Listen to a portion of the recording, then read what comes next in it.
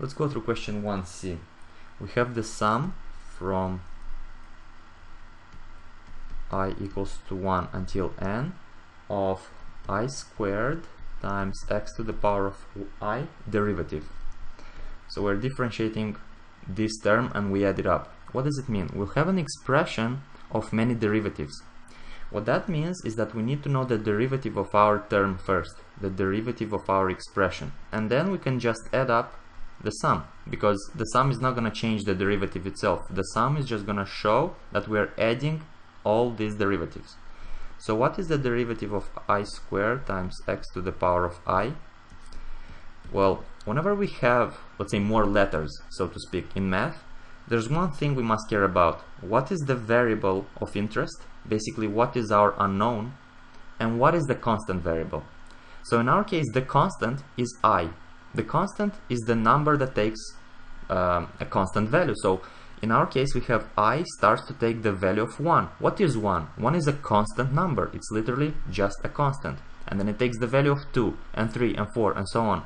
So I is a constant times x to the power of I. So x is the variable of interest. X is what we're differentiating. Meaning that when we take the derivative of I squared times this whole thing, I squared is just going to be a constant, because the constant derivative is not gonna change anything. The constant stays as a constant by definition. So we have I squared times x to the power of I derivative. Now what is x to the power of I? Although we changed the letters, that's still the power rule. Remember when we had x to the power of n derivative? That was just n times x to the power of n minus 1.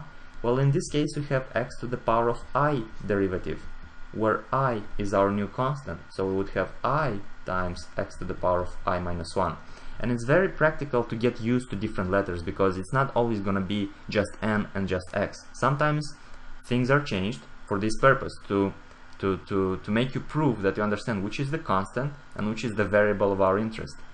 So that would equal to I squared times x to the power of I derivative. That's just I times x to the power of I minus 1.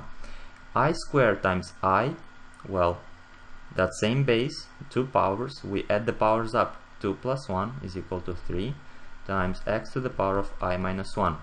So we differentiated our expression.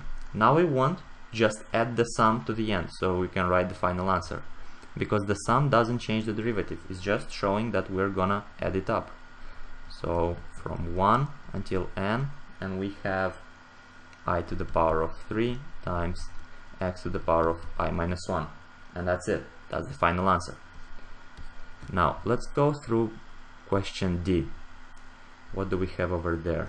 In question D, we have a multiplication, f of x times g of x times h of x, and we are differentiating this whole thing. Now what are we going to use here? We're going to use the product rule. That's how we call it in derivatives. So let's write first the product rule. The product rule applies to 2 terms usually. Let's say we have f of x times g of x, and we differentiate this. Well, that's equal to the derivative of the first term times g of x plus f of x times the derivative of the second term, g prime of x. Now here we have 2 terms. In our question we have 3 terms. What does this mean? Well, it doesn't mean anything special. We're just gonna group the first 2 terms as a single term. So we'll consider this as our one term and h of x as our second term. So let's see how that works out. If we're differentiating f of x times g of x, we would have f of x times g of x derivative, that's the first term derivative, just like it was in this case, times the second term, which is h of x, and then we have to add, so we add f of x, that's the first term. In our case, this is our first term, f of x times g of x. F of x times g of x, that's the first term, times the derivative of the second term. This is our second term, so we multiply with h of x. Okay, now things are better, because now we actually see derivatives of just 2 terms, and we can apply our product rule directly. So we would have f of x times g of x derivative. Well, it's literally what we wrote above. That's equal to f prime x times, sorry about that, f prime x times g of x plus f of x times g derivative of x, all of this thing multiplied with h of x, plus, and then we have, sorry, I forgot to put the derivative here, f of x times g of x times h prime of x. Okay, what can we do? Well, we can open the brackets because we have here derivatives times a different function. So we'll open the bracket term by term. We will multiply this term with h of x first.